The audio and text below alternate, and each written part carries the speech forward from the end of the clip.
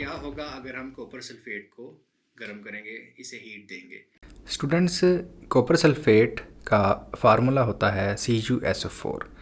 अगर copper sulphate blue colour का हो तो इसका फार्मूला होगा CuSO4.5H2O। ये 5H2O, इसमें 5 वाटर के मालिक्यूल्स होते हैं जो कि इसके ब्लू कलर की वजह बनते हैं। अगर हम कॉपर सल्फेट डॉट 5H2O यानी ब्लू कॉपर सल्फेट को हीट अप करेंगे तो इससे क्या होता है, 5 पानी के मालिक्यूल्स अवेपरेट हो जाते हैं, जिसकी वजह से कॉपर सल्फेट का कलर ब्लू से वाइट हो जाता है। आप फ्लेम इसका देख सकते हैं, ये कॉपर का डिस्टिंग्विश फ्लेम है।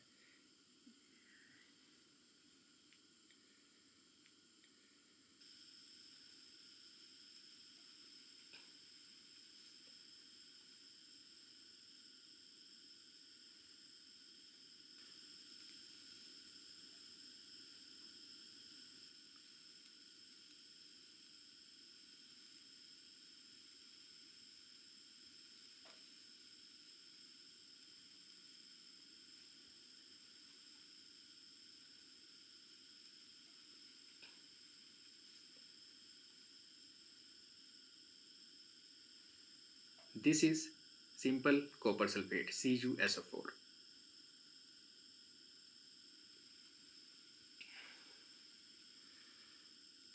और इसको हम कहते हैं एनहाइड्रस कॉपर सल्फेट। और अगर हम इसके ऊपर दोबारा से पानी डालें तो ये वाटर एब्जॉर्ब करके दोबारा से ब्लू हो जाएगा।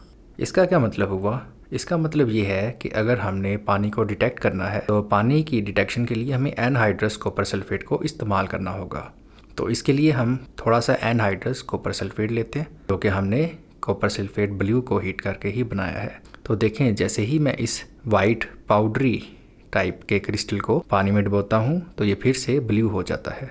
तो इसका मतलब ये हुआ कि हमें जहाँ वाटर की टेस्टिंग करनी है कि यहाँ पानी मौजूद है या नहीं। मिसाल के तौर पे चांद पे हमने पानी का पता लगाना है, या मार्स पे पता लगाना है यानी मरीख पे, या किसी और सियारे पे, तो हम इस टेस्ट को इफेक्टिवली इस्तेमाल कर सकते हैं।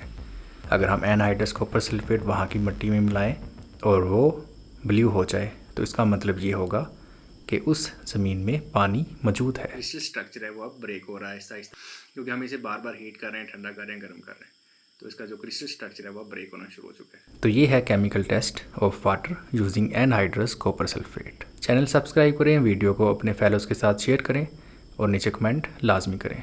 शुक्रिया।